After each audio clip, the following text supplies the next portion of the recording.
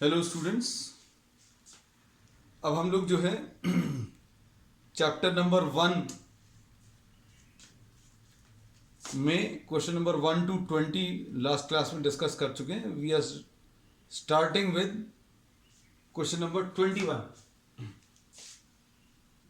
Question number 21 से start कर रहे हैं। बुक सामने लेकर बैठना वीडियो को देखते समय, because we will be discussing only the facts which are given in the problem. सिर्फ उन्हीं को डिस्कस करेंगे। प्रॉब्लम आपको पढ़ना है, जो जो चीज़ें उसमें दी हुई हैं वो भर अभी हम लिखेंगे। प्रॉब्लम को खुद सॉल्व करने की कोशिश करना। ये प्रोसेस अब हर क्लास में हम रिपीट करते हैं कि जब तक ज़रूरत नहीं पड़े तब तक आपको सोल्यूशन देखना नहीं है। क्वेश्चन नंबर 21 में a conducting sphere of radius 10 centimetre, एक कंडक्टिंग स्फीयर है, इसका रेडियस 10 सेंटीमीटर है। Conducting sphere of radius 10 centimeter has an unknown charge. If the electric field at a distance 20 centimeter, अगर यहां से 20 सेंटीमीटर डिस्टेंस पर ये कोई पॉइंट P है, electric field at the point P is given equal to 1.5 into 10 to the power of 3 newton पर coulomb and points radially inwards.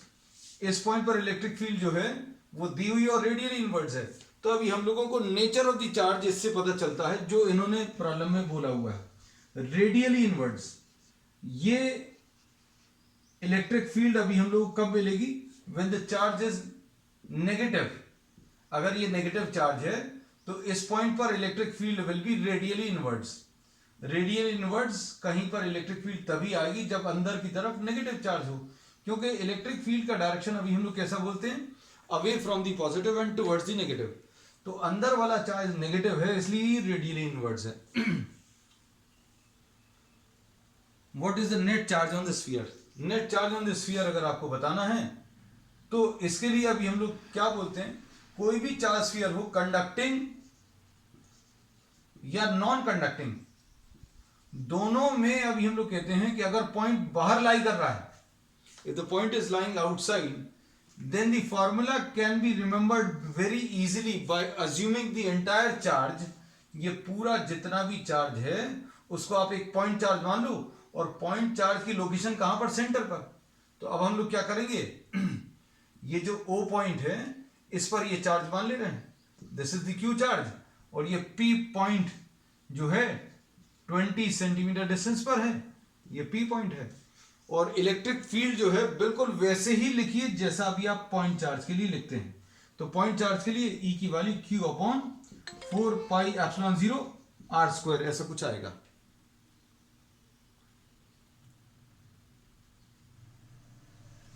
तो electric field की वैल्यू मालूम है, 1/4πε0 इसकी वैल्यू मालूम है, आर भी मालूम है। Electric field 1.5 into 10 to the power of 3 Q 1/4πε0 9 into 10 to the power of 9, और R की वैल्यू 20/100 का होल स्क्वायर। तो इससे अभी हम लोग क्या करेंगे? Q की वैल्यू निकाल सकते हैं। ये Q पूछा हुआ है। Next question number 22।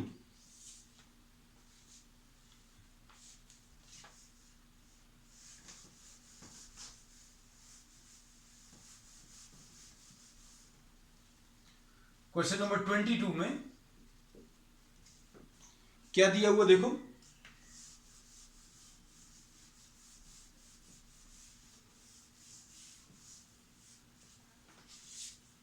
A uniformly charged conducting sphere of diameter 2.4 metre, एक चार्ज स्फीयर दिया हुआ है और इसका डायमीटर 2.4 मीटर है, 2.4 मीटर है, और इसकी surface charge density,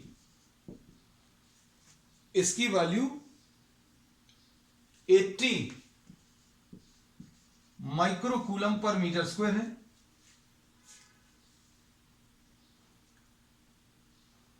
find the charge on the sphere, इसके ऊपर कितना चार्ज है ये कैलकुलेट करना है। तो चार्ज ऑन द स्फीयर अगर आपको निकालना है तो इसके लिए फॉर्मूला जो यूज करेंगे, surface charge density is equal to what, charge per unit area. अब चार्ज अगर आपको कैलकुलेट करना है, charge will be equal to sigma into the area, और सिग्मा की वैल्यू मालूम है। एरिया का फॉर्मूला किसी स्फीयर के लिए, एरिया का फॉर्मूला 4 पाई आर स्क्वायर। इसमें आर की वैल्यू भी मालूम है, ये 80 इंटू 10⁻⁻6 है, इंटू 4 पाई इंटू आर की वैल्यू 1.2 का स्क्वायर, इससे चार्ज मिल जाएगा। अब इसके बाद इन्होंने बोला what is the total electric flux. यहां पर टोटल इलेक्ट्रिक फ्लक्स अगर आपको बताना है तो अभी हम लोग क्या करेंगे, we will be taking a Gaussian surface. Flux निकालने के लिए हम लोग गॉस लॉ का यूज करेंगे, और गॉस लॉ का यूज करने के लिए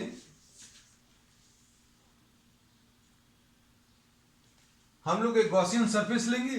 गॉसियन सरफेस आप इसी को ले सकते हैं या इसके जस्ट थोड़ा सा बाहर। Flux will be equal to अंदर का net charge divided by epsilon 0, और अंदर का नेट चार्ज आपको मालूम है कितना है, 80 इंटू 10⁻⁻6 इंटू 4 पाई इंटू 1.2 का स्क्वायर, और नीचे एप्सिलॉन 0 की वैल्यू कितनी, 8.85 इंटू 10⁻⁻12। सॉल्व कर लेना इसको। कैलकुलेशंस अभी हम लोग नहीं कर रहे, जैसा अभी हमने हर क्लास में, नियरली हर प्रॉब्लम में आपको बताया है कि calculations we'll be leaving it for you as an exercise। बाकी कॉन्सेप्चुअल पार्ट, फॉर्मूलेस, वो सब कुछ आपको बताते चलेंगे। Question number 23,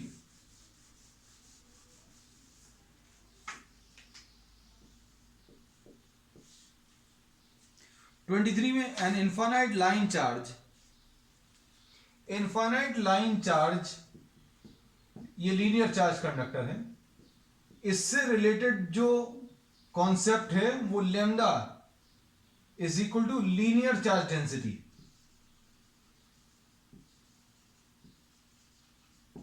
charge per unit length, और इसका जो डेरिवेशन है वो अभी हम लोग प्रीवियस क्लासेस में कर चुके हैं कि electric field due to a linear charge conductor at a distance R. अगर आपको इलेक्ट्रिक फील्ड आर डिस्टेंस पर कैलकुलेट करनी है तो इलेक्ट्रिक फील्ड की value is given by lambda upon 2 pi epsilon 0 R. अब इसमें अगर आप देखें प्रॉब्लम में आपको इलेक्ट्रिक फील्ड की वैल्यू दी हुई है। इलेक्ट्रिक फील्ड कितना है, 9 into 10⁻⁴ is equal to lambda calculate करना है अपॉन 2 पाई एप्सिलॉन 0 आर। इसमें अभी हम लोग क्या कर रहे हैं, ऊपर और नीचे 2 का मल्टीप्लीकेशन कर दे रहे हैं, so that this becomes 1/4 pi epsilon 0 r. ये 9 इंटू 10⁻⁴ है, ये 2 है, ये लैम्डा है। नीचे आर की वैल्यू 2 सेंटीमीटर है, तो आर को अभी हमने 2/100 लिख लिया, और 1/4 पाई एप्सिलॉन 0 को 9 इंटू 10⁹ लिख लिया। तो इसमें आपको सारी चीजें मालूम है, आपको सिर्फ लैम्डा की वैल्यू कैलकुलेट करनी है। ठीक, नेक्स्ट क्वेश्चन नंबर 24। इसका भी जो डेरिवेशन है अभी हम लोग पिछली क्लासेस में ले चुके हैं। इलेक्ट्रिक फील्ड कैसे कैलकुलेट करते हैं? इलेक्ट्रिक फील्ड किसी लीनियर चार्ज कंडक्टर के कारण रेडियली आउटवर्ड होती है, और जिस पॉइंट पर भी इलेक्ट्रिक फील्ड निकालनी रहती है उससे पास होता हुआ एक गॉसियन सरफेस लेते हैं। गॉसियन सरफेस यहां पर सिलेंड्रिकल शेप का आएगा, और एंड्स पर, एंड वाले कैप्स पर हम सिर्फ क्विक रिवीजन करा रहे हैं डेरिवेशन का, डिटेल में, क्योंकि ये समझना नहीं है। जो लोग पहली बार ये देख रहे हैं तो ज़्यादा बेटर है डिटेल में आप इसको करें। इसके लिए एंड कैप्स के लिए थीटा की वैल्यू 90 होती है, कर्व्ड सरफेस के लिए थीटा की वैल्यू 0 होगी। तो फ्लक्स अगर आपको निकालना है, इसका तो आएगा नहीं एंड कैप्स का, ये E dot d s cos 0 आएगा कर्व्ड सरफेस के लिए, मतलब E into 2 pi r l, integration of ds अगर अभी आप लें तो E into 2 pi r l आएगा, और this will be equal to अंदर का नेट चार्ज। इस गॉसियन सरफेस के अंदर कितना हिस्सा या कितना पार्ट कंडक्टर का आ गया वो अभी हमने शेड कर दिया, और उसके ऊपर चार्ज जो है उसके ऊपर चार्ज कैसे मिलेगा? चार्ज निकालने का तरीका, चार्ज पर यूनिट लेंथ मालूम है तो लेमडा इंटू एल, तो फ्लक्स की value lambda into L divided by epsilon 0, इससे E की वैल्यू मिलती है। और ये डायरेक्टली यूज करना है, the derivations we have done in detail in the previous classes, ठीक है। तो ये वाला पार्ट जो है हमने सिर्फ उन्हीं स्टूडेंट्स को जो रेगुलरली अटेंड कर रहे हैं उनको एक क्विक रिवीजन करा दिया। बाकी नए लोग जो पहली बार देख रहे हैं वो इस पर ज्यादा ध्यान मत देना। इस प्रॉब्लम से रिलेटेड सिर्फ इतना सा है फॉर्मूला कि E की value lambda upon 2 pi epsilon 0 r। Derivation कैसा है वो डिटेल में we have done in the previous lectures. अब question number 24th,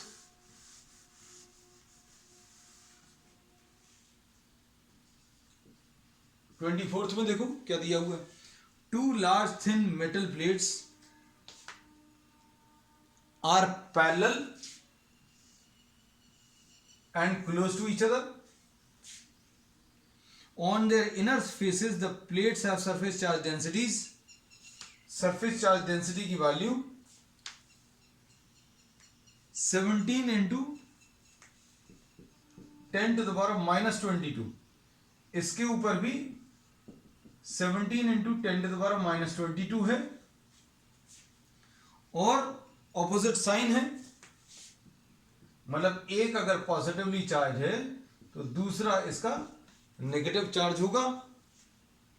what is the electric field in the region, outer region of the first plate? ये first plate के बाहर electric field कितनी आएगी?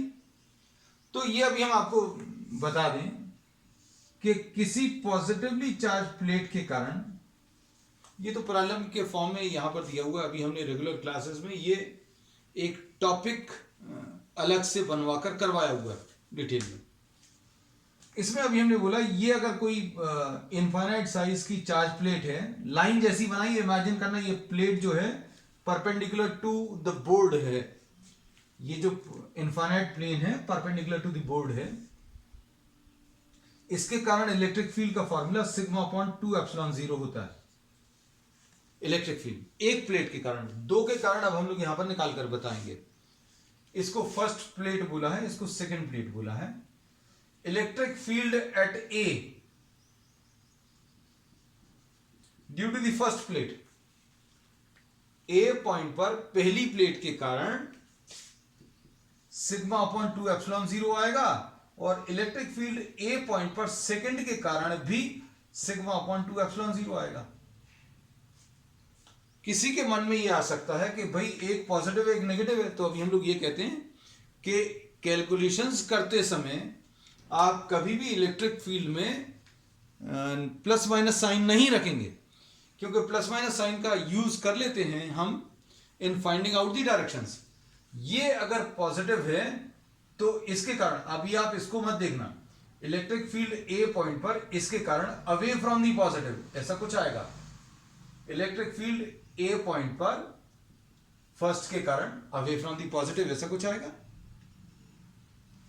दूसरा, इसके कारण अगर आप देखो तो इसको मत देखना, जब अभी हमने फर्स्ट के कारण निकाला तो इसको नहीं देखा, electric field away from the positive ऐसा कुछ आएगा। अब सेकंड वाले के कारण, ये सेकंड प्लेट के कारण electric field will be towards the negative, towards the negative मतलब नेगेटिव प्लेट की तरफ, तो EA2 और EA1 और EA2 दोनों ऑपोजिट डायरेक्शन में है, तो electric field at point A will be EA1 minus EA2 ऐसा कुछ आएगा, और ये sigma upon 2 epsilon 0 minus sigma upon 2 epsilon 0 मिलाकर ये 0 आ जाएगा। तो electric field at the point A 0। फिर बी पॉइंट पर अगर आप देखें तो बी पॉइंट पर इलेक्ट्रिक फील्ड अगर आपको बतानी है तो फिर से, क्योंकि इसके सेकंड पार्ट में देखो, थर्ड पार्ट में बिटवीन द प्लेट्स पूछा है, हमने पहले इस पे निकाल लिया, फिर इस पर निकाल रहे हैं। अब इसमें देखो बी पॉइंट पर कैसा होगा बिटवीन द प्लेट्स, इस पॉइंट पर इसके कारण away from the positive, electric field at point B due to 1, ये electric field at B due to 1 ऐसा कुछ आएगा। और जब इसके कारण देख रहे हैं तो इसको मत देखना, electric field at point B due to first away from the positive, इसके कारण टुवर्ड्स द नेगेटिव EB2, और electric field at point B, दोनों electric field away from the positive भी राइट की तरफ है, टुवर्ड्स द नेगेटिव भी right की तरफ है, इसलिए दोनों ऐड होंगे, EB1 प्लस EB2 आएगा, यानी sigma upon 2 epsilon 0 plus sigma upon 2 epsilon 0, यानी कि 2 सिग्मा अपॉन 2 एप्सिलॉन 0 ऐसा कुछ आएगा, यानी कि सिग्मा अपॉन एप्सिलॉन 0। अब देख लेना, इलेक्ट्रिक फील्ड बी पॉइंट पर सिग्मा तो मालूम है कितना, 17 into 10 to the power minus 22 upon epsilon 0 की वैल्यू ये कितनी आ जाएगी, 8.85 into 10 to the power minus 12। Simplify कर लेना, ये अप्रोक्सीमेटली 2 टाइम्स आएगा, into 10 to the power of minus 10 हो जाएगा, माइनस 22 प्लस 12, ठीक है। तो अप्रोक्सीमेट वैल्यू बता सकते हैं। सी पॉइंट पर, यहां पर अगर देखना है तो फिर से electric field at C due to 1 away from the positive EC1 towards the negative EC2, तो electric field at C will be equal to EC1 minus EC2, मतलब sigma upon 2 epsilon 0 minus sigma upon 2 epsilon 0, यानी कि 0 आ जाएगा। Next problem, अब ये problems थोड़े से बड़े होते जाएंगे आगे, कैलकुलेशन देखते हैं अभी हम लोग आज कितना कर पाते हैं।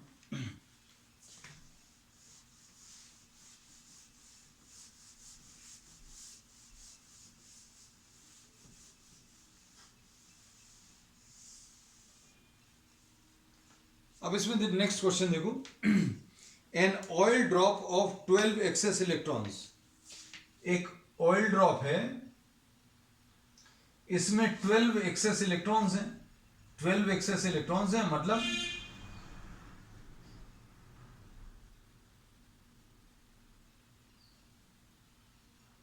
ये 12 एक्सेस इलेक्ट्रॉन्स हैं, और this is held stationary under a constant electric field of, इसको किसी तरीके से रोका हुआ है, किस तरीके से वो अभी हम डिस्कस करेंगे। इलेक्ट्रिक फील्ड है 2.55 into 10 to the power 4 newtons पर coulomb,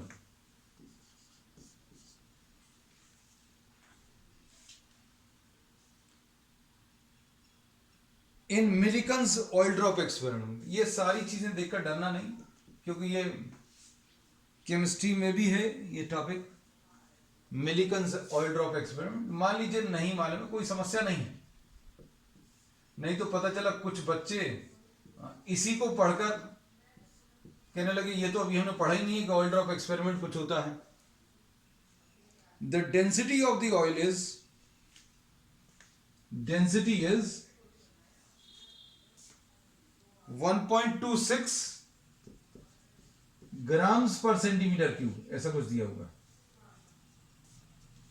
estimate the radius of the drop, ये radius of the drop estimate करने के लिए इन्होंने ये एक्सपेरिमेंट किया। अब इसमें क्या किया, इसको रोका हुआ है किसी इलेक्ट्रिक फील्ड में, किसी इलेक्ट्रिक फील्ड की मदद से रोका हुआ है। अब हम लोग क्या बोलते हैं कि अगर आप ऑयल ड्रॉप को छोड़ दें, ऑयल ड्रॉप को अगर छोड़ दें तो उसकी नेचुरल टेंडेंसी, किसी भी ऑब्जेक्ट की नेचुरल टेंडेंसी है नीचे की तरफ आना, तो ग्रेविटी की वजह से नीचे की तरफ आएगी। अब क्या है, आपने एक इलेक्ट्रिक फील्ड लगा दी। अब अगर आपको इसको रोकना है, इमेजिन करना mg नीचे की तरफ लग रहा है और फिर इस mg को बैलेंस करने के लिए आपको ऊपर की तरफ फोर्स लगाना है, तो आपने क्या किया, कुछ ऐसी इलेक्ट्रिक फील्ड लगा दी, मतलब नीचे वाली प्लेट आपने नेगेटिव चार्ज और ऊपर की तरफ पॉजिटिव चार्ज। मतलब क्या होगा, ये नेगेटिव चार्ज जो है ऑयल के नेगेटिव चार्ज को रिपेल करेगा। मतलब ये वाली जो इलेक्ट्रिक फील्ड है, ये वाली जो इलेक्ट्रिक फील्ड है, ये ऊपर की तरफ फोर्स लगाएगी, and force due to the electric field, force due to electric field जो है ये QE आता है, ये फॉर्मूला है। अगर आप किसी चार्ज को किसी इलेक्ट्रिक फील्ड में रखोगे तो उसके ऊपर फोर्स लगेगा। बस अब ये याद रखना है कि आपको कैसी इलेक्ट्रिक फील्ड लगानी और कैसा फोर्स आना चाहिए। तो इमेजिनेशन में अभी हमने बताया, आपको अगर सोचना है तो नीचे की तरफ mg लग रहा है, इलेक्ट्रिक फील्ड जो अभी हम लोग लगाएंगे वो कैसी लगाएंगे, वो इलेक्ट्रिक फील्ड जो है इस चार्ज के ऊपर अपवर्ड डायरेक्शन में फोर्स लगाएगी। तो अभी हमने बोला नीचे वाली प्लेट को नेगेटिव कर दो, या नीचे की तरफ नेगेटिव पोटेंशियल, नेगेटिव चार्ज जो है इस नेगेटिव चार्ज को रिपेल करेगा। मतलब ये वाली इलेक्ट्रिक फील्ड जो है ऐसी कुछ है। फोर्स की वैल्यू QE होता है। अगर ये चार्ज नेगेटिव है तो फोर्स और इलेक्ट्रिक फील्ड का डायरेक्शन ऑपोजिट होता है। ये देखो, force due to electric field अभी हमने ऐसा बनाया और इलेक्ट्रिक फील्ड नीचे की तरफ है, और ये अभी हमने समझा भी दिया कि भाई इलेक्ट्रिक फील्ड का डायरेक्शन पॉजिटिव से नेगेटिव होता है, पहली चीज। दूसरी चीज अभी हमने ये बताई कि ये नेगेटिव चार्ज है ऑयल ड्रॉप के ऊपर, तो नीचे की तरफ नेगेटिव प्लेट होनी चाहिए, ये नेगेटिव प्लेट इस नेगेटिव चार्ज को रिपेल करेगी। तो ऊपर वाला फोर्स इलेक्ट्रिक फोर्स हो गया, नीचे वाला फोर्स mg हो गया, और ये बैलेंस करके रखा हुआ है। तो फॉर बैलेंस कंडीशन हम लोग क्या बोल सकते हैं, force due to electric field will be equal to the weight. Force due to electric field QE है और वेट कितना है, mg। इतना नोट कर लो, फिर अभी हम आगे बताते हैं। देखो जरा, अब इसमें Q कितना है, Q भी अभी हम बता देंगे। मास कैसे लिखेंगे, mass will be density, mass will be density into volume. अब ये क्यों यूज कर रहे हैं, क्योंकि डेंसिटी दी हुई है ऑयल की, तो डेंसिटी ऐसा लिख लिया, वॉल्यूम 4/3 पाई आर क्यूब। ये जो ऑयल ड्रॉप दी है वो स्फेरिकल शेप की है, तो इसलिए 4/3 पाई आर क्यूब। तो यहां पर अभी हम लोग ने रख दिया mass is rho into 4/3 pi r cube, और ये g है। अब आपको क्या निकालना है, रेडियस निकालना है। तो रेडियस निकालने के लिए क्या क्या चीज मालूम है, देखो अभी देखने में लग रहा है Q नहीं मालूम, तो Q भी अभी हम इधर साइड में लिख दे रहे हैं। Q is equal to N into E होता है। N कितना दिया, 12 इलेक्ट्रॉन्स दिए हैं। एक इलेक्ट्रॉन का चार्ज कितना है, 1.6 इंटू 10⁻⁻19। तो ये चार्ज आ गया। तो आपको क्या क्या चीज मालूम है, चार्ज ये मालूम है, इलेक्ट्रिक फील्ड ये मालूम है, ठीक, डेंसिटी ये मालूम है, पाई मालूम है, जी की वैल्यू ये भी लिख दे रहे हैं 9.8, ऐसा कुछ आएगा। अब डेंसिटी जो है इसमें भर थोड़ी सी समस्या है। क्या समस्या है कि ये जो डेंसिटी है वो ग्राम्स पर सेंटीमीटर क्यूब में है, तो इसको अभी हम लोग क्या कह सकते हैं, 1.26 ग्राम है ऊपर तो नीचे 1000 आ जाएगा, और नीचे क्या है, नीचे सेंटीमीटर क्यूब है तो 1/100 और 1/100 इससे मल्टीप्लाई करेंगे। नीचे वाले सेंटीमीटर क्यूब को अभी हम लोगों ने मीटर क्यूब में चेंज कर दिया। अब ये 3 जीरोस कैंसिल होंगे, 3 जीरोस ऊपर ट्रांसफर होंगे, मतलब कुल मिलाकर अभी हम लोग क्या कह सकते हैं, अगर ग्राम्स पर सेंटीमीटर क्यूब में दिया है तो उसको केजी पर मीटर क्यूब में बदलने के लिए 1000 से मल्टीप्लाई कर दो। अगर ग्राम्स पर सेंटीमीटर क्यूब दिया है तो केजी पर मीटर क्यूब में चेंज करने के लिए क्या करोगे, 1000 से मल्टीप्लाई कर दो। तो अब देखो क्या क्या चीज मालूम है, सब कुछ हो गया। फाइनली फॉर्मूला बनाकर लिख दे रहे हैं। फॉर्मूला कैसा आएगा, QE इंटू 3, QE इंटू 3 ऐसा कुछ आएगा, अपॉन 4 पाई, और क्या आएगा, G आएगा, 4 पाई G, और कुछ, हाँ, rho is equal to r cube, और आर अगर निकालना तो ये सारी वैल्यूज लिख लो, टू द पावर 1/3 यानी क्यूब रूट लेना। तो कैलकुलेशंस जैसा भी हमने हमेशा बोला है, कैलकुलेशंस आपके लिए छोड़ रहे हैं, इसके कैलकुलेशंस थोड़े से बड़े आएंगे। इसमें इंपॉर्टेंट ये नहीं है कि आपका आंसर एग्जैक्ट आ रहा कि नहीं आ रहा, एग्जैक्ट आंसर तो आना चाहिए घर पर अगर सॉल्व कर रहे हैं, लेकिन आपको इसमें मेन जो है, अगर आपने देखा हो तो कॉन्सेप्ट्स बहुत इंपॉर्टेंट डिस्कस हुए हैं, ठीक। नेक्स्ट,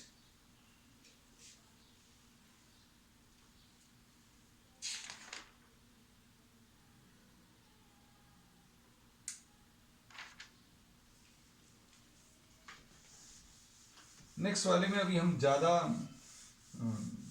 डायग्राम्स वगैरह नहीं बना पाएंगे, आप बुक को सामने रखना बार बार, जैसा भी हम बोलते हैं। We will be discussing the reasons. इसमें इलेक्ट्रिक फील्ड लाइंस के कुछ पैटर्न्स दिए हुए हैं, और वो सारे प्रॉपर्टीज पर बेस्ड हैं जो अभी हमने प्रीवियस क्लासेस में डिस्कस की हैं। अब जैसे इन्होंने एक कुछ लिखा हुआ कंडक्टर, तो अभी हमने एक प्रॉपर्टी ये बताई थी कि इलेक्ट्रिक फील्ड लाइंस, इसका रीजन भी डिस्कस किया था कि इलेक्ट्रिक फील्ड लाइंस जो है किसी कंडक्टर से इंक्लाइन डायरेक्शन में नहीं स्टार्ट हो सकती। These always start perpendicular from the surface of the conductor, है ना। तो ये जो डायग्राम इन्होंने दिया हुआ है, इसमें बहुत सारी लाइंस ऐसी बनी हुई हैं जो इंक्लाइन टाइप की हैं, परपेंडिकुलरली स्टार्ट नहीं हो रही। तो इलेक्ट्रिक फील्ड लाइंस जो हैं किसी कंडक्टर के सरफेस से परपेंडिकुलरली या तो बाहर निकलेंगी या अंदर आएंगी, परपेंडिकुलर टू दी सरफेस। अब उसके बाद ये पहला वाला डायग्राम जो है गलत है, गलती अभी हमने बता दी, ठीक है। डायग्राम अभी हमने कोशिश की है थोड़ा सा बनाने की। फिर अब इसके बाद दो पॉजिटिव चार्जेस के लिए इलेक्ट्रिक फील्ड लाइन, हमने इलेक्ट्रिक फील्ड लाइन आपको इमेजिन करवाई है।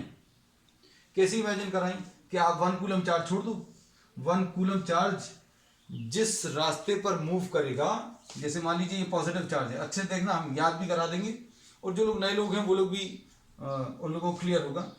इसमें अगर आप 1 कूलम चार्ज छोड़ोगे तो अवे फ्रॉम दी पॉजिटिव जाएगा, लेकिन अगर दो पॉजिटिव चार्जेस हैं तो ये 1 कूलम चार्ज ऐसा रिपेल होकर दूर जाने की जगह ये ऐसा कुछ कर्व रास्ते पर मूव कर जाएगा। कारण क्या है, सीधा तो जा नहीं पाएगा, क्यों, क्योंकि अब इसका भी इफेक्ट आएगा, तो इसकी इफेक्ट की वजह से इंस्टेड ऑफ मूविंग स्ट्रेट ये ऐसा कुछ इंक्लाइन होकर या कर्व पाथ फॉलो करेगा। यहां पर अगर आप छोड़ते तो ये सीधा जाता अगर ये नहीं होता, लेकिन इसकी वजह से और थोड़ा सा रिपल्शन काम कर रहा है तो ये ऐसा कुछ मूव करेंगे। तो दो पॉजिटिव चार्जेस के लिए इलेक्ट्रिक फील्ड लाइंस जो हैं ऐसी कुछ आती हैं, जो कि एक डायग्राम दिया हुआ है। तो ये रेगुलर क्लासेस में अभी हमने ये वाली लाइंस बनवाई हैं, बहुत डिटेल में बनाई और बहुत अच्छे से डिस्कस करके, थोड़ा सा डिस्कस करके अभी हमने यहां पर बता दिया कि दो पॉजिटिव चार्जेस के लिए ऐसा कुछ आता है। तो ये सी वाला पार्ट दिया हुआ है ऐसा कुछ, तो परफेक्टली सही है।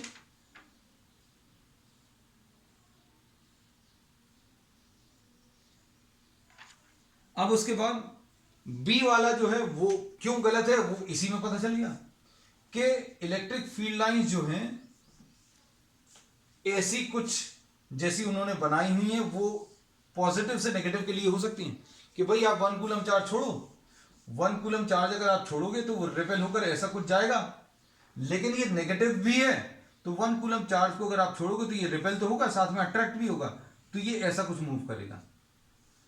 तो ऐसी कुछ लाइंस बनी हुई हैं, इन्होंने दो पॉजिटिव चार्जेस के लिए, ये दो पॉजिटिव चार्जेस के लिए ऐसी कुछ बनाई हुई है।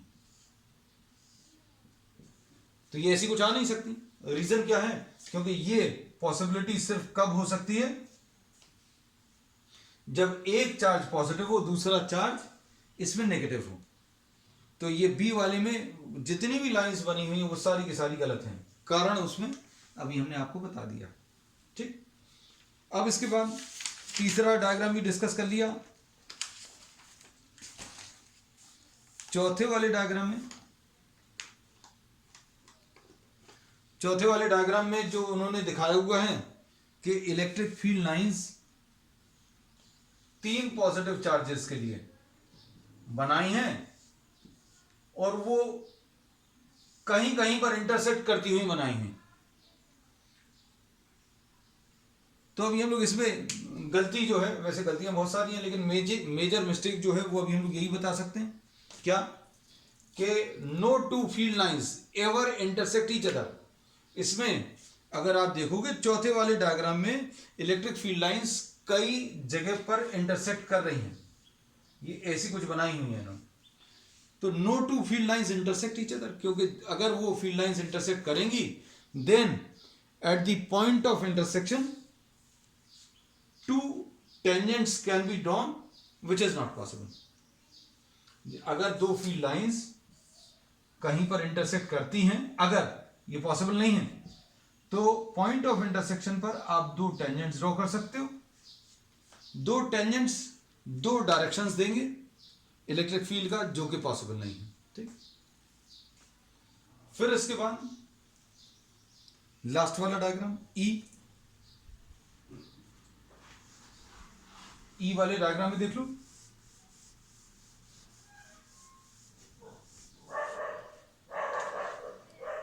ई में कुछ क्लोज लूप्स दिखाए हुए हैं। ये प्रॉपर्टीज में अभी हमने बताया भी है इलेक्ट्रिक फील्ड लाइंस की क्लासेस में, और नहीं भी मालूम है, जैसे जो लोग पहली बार देख रहे हैं, तो electric field lines never form close loops. तो ऐसे कुछ क्लोज लूप्स बने हुए हैं, हमने एक बनाकर दिखा दिया। There are many which have been drawn, 2-3 बने हुए क्लोज लूप। ठीक है, तो इसमें अभी हमने ये गलती बता दी। ठीक, नेक्स्ट इसके बाद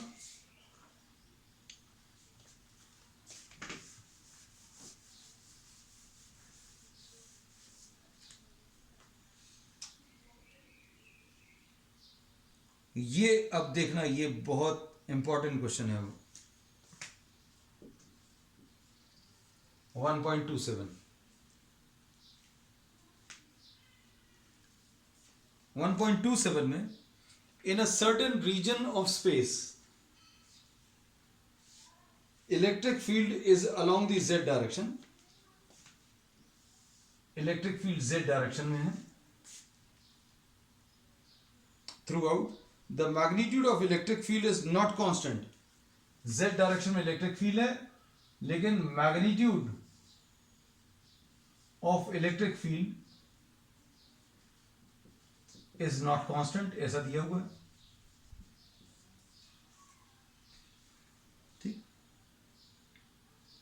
but increases uniformly along the positive z direction.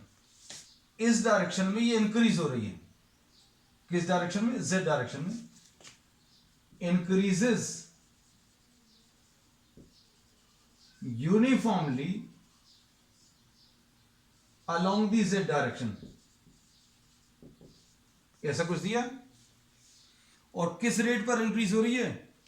10⁵ newton पर मीटर, ऐसा कुछ दिया। न्यूटन पर कूलम पर मीटर, न्यूटन पर कूलम पर मीटर। इसका मतलब क्या है? इसका मतलब यह है कि 1 मीटर अगर आप ऐसा चलोगे तो इलेक्ट्रिक फील्ड इंक्रीज हो जाएगी। कितनी इंक्रीज होगी? 10⁵ न्यूटन पर कूलम, इतनी बढ़ जाएगी। हर 1 मीटर के लिए ये 10⁵ न्यूटन पर कूलम बढ़ जाएगी। अब आगे देखो, what is the force and the torque experienced by a system having a total dipole moment 10⁻⁻7 coulomb meters in the negative z direction. अब इन्होंने इसमें ये बोला है, ये z डायरेक्शन अभी हम बाकी सारी एक्सेस नहीं बना रहे, ये सपोज z डायरेक्शन है और इस z डायरेक्शन में ये -q है, ये +q है, और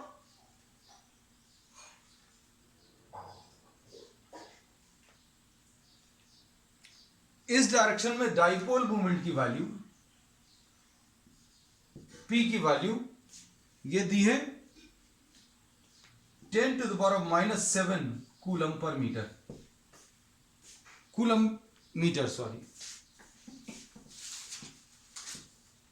ये डाइपोल मोमेंट दिया हुआ है। प्रॉब्लम पढ़ लो अच्छे से बेटा।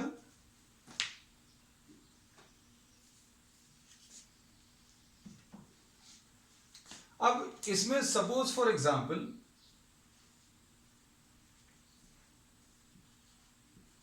इन दोनों के बीच का जो डिस्टेंस है, दोनों चार्जेस के बीच का जो डिस्टेंस है वो डेल्टा z है। दोनों चार्जेस के बीच का डिस्टेंस अगर डेल्टा z है तो डाइपोल मोमेंट की वैल्यू कैसे मिलेगी? Q into delta z। Dipole moment इतना आ गया Q इंटू डेल्टा z, और इसकी वैल्यू कितनी दी है? 10⁻⁻7 coulomb metres.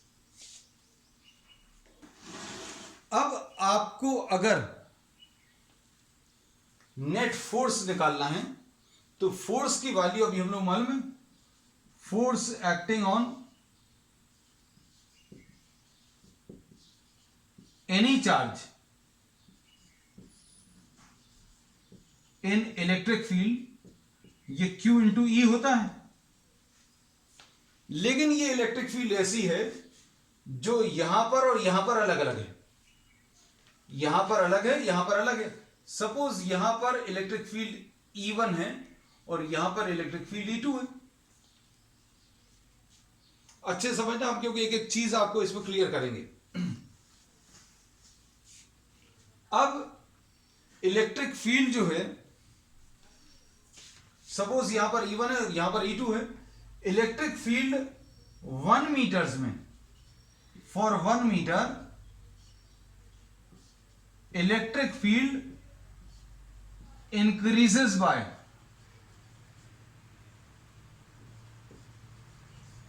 how much? 10⁵ newton पर कूलम, ऐसा दिया है। 1 मीटर के लिए ये इलेक्ट्रिक फील्ड 10⁵ न्यूटन पर कूलम बढ़ गई। लेकिन हम यहां से यहां तक आने में, यहां से यहां तक आने में 1 मीटर नहीं चले, कितना चले हैं? Delta z। तो for delta z meters the electric field increases by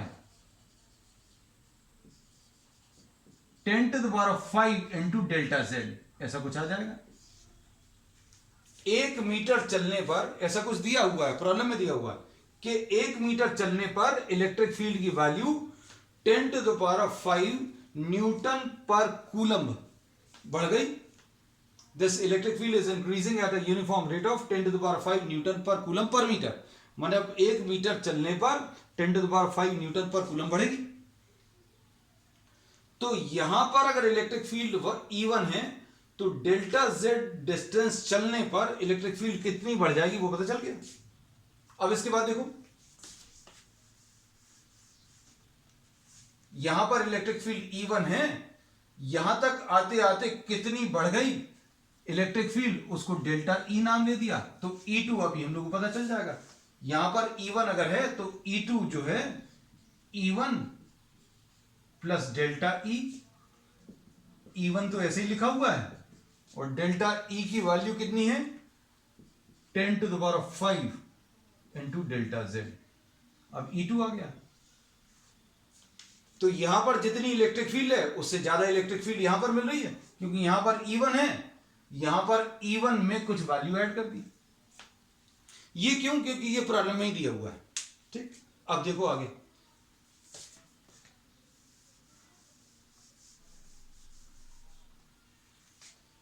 इस -q के ऊपर force acting on -q will be equal to q into E2। और इसका डायरेक्शन कैसा रहेगा? नीचे की तरफ। कारण क्या है? इलेक्ट्रिक फील्ड अगर अपवर्ड है तो नेगेटिव चार्ज के ऊपर जो फोर्स लगता है ऑपोजिट टू द फील्ड लगता है। तो ये अभी हमने बता दिया, force acting on -q will be equal to what? q into E2।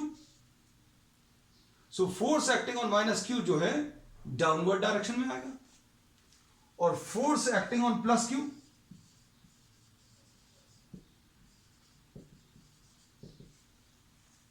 ये कैसे मिलेगा?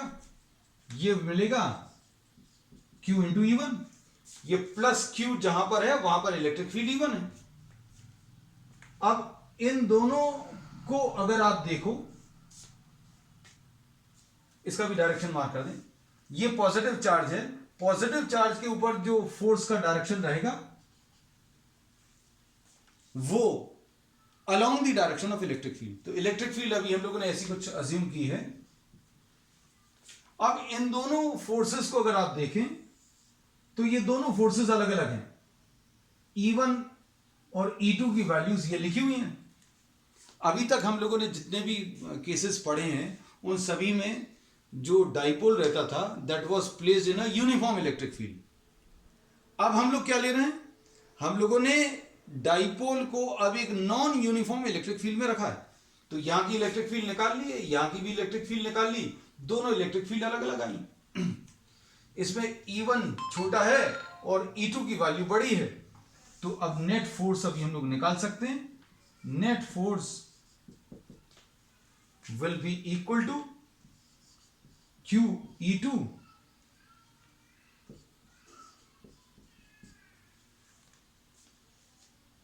माइनस q E1, और इसका डायरेक्शन कैसा रहेगा? डाउनवर्ड रहेगा। देखो अभी हमने बोला ये नीचे वाला फोर्स बड़ा है, ऊपर वाला फोर्स छोटा है। अब q कॉमन ले लें, E2 माइनस E1 बचेगा, q into E2 minus E1 की वैल्यू इधर से निकाल लो। E2 माइनस E1 की वैल्यू कितनी आ जाएगी? 10⁻⁵। ये ध्यान से देखना, E2 माइनस E1 की वैल्यू 10⁵ इंटू डेल्टा जेड, और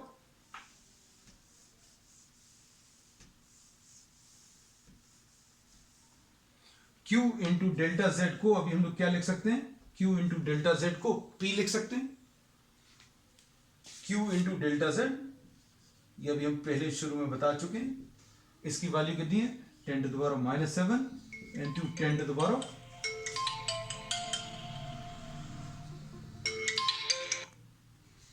10 टू द पावर 5 आएगा, तो ये 10 टू द पावर -2 आएगा।